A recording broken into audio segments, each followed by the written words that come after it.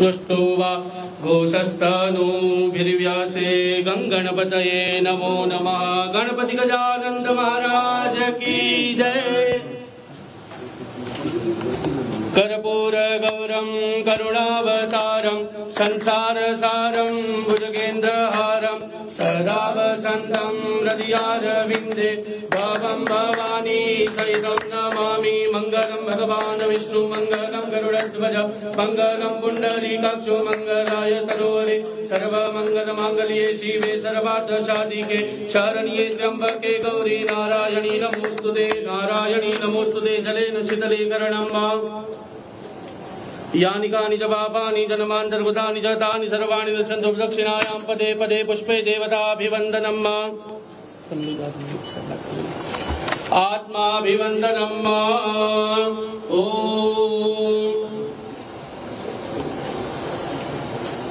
हस्तो प्रक्षाल्य गणपति गजानंद महाराज की जय।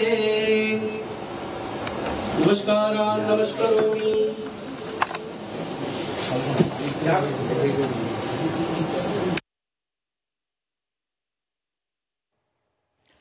हे दृश्य आहेत मुख्यमंत्र्यांचं शासकीय निवासस्थान वर्षा इथली।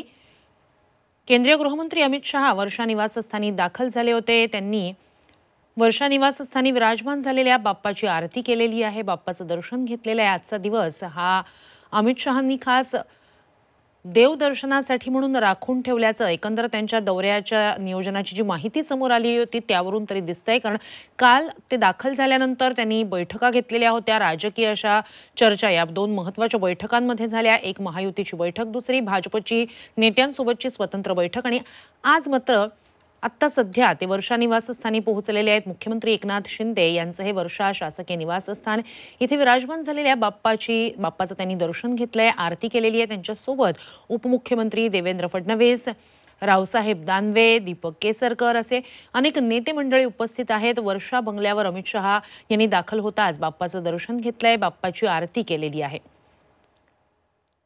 तर मुख्यमंत्र्यांचं हे शासकीय निवासस्थान वर्षा, ज्या ठिकाणी अमित शहा पोहोचलेले आहेत, यानंतर उपमुख्यमंत्री देवेंद्र फडणवीस यांच्या सागर निवासस्थानी विराजमान बाप्पाचंही आज अमित शहा दर्शन घेणार आहेत।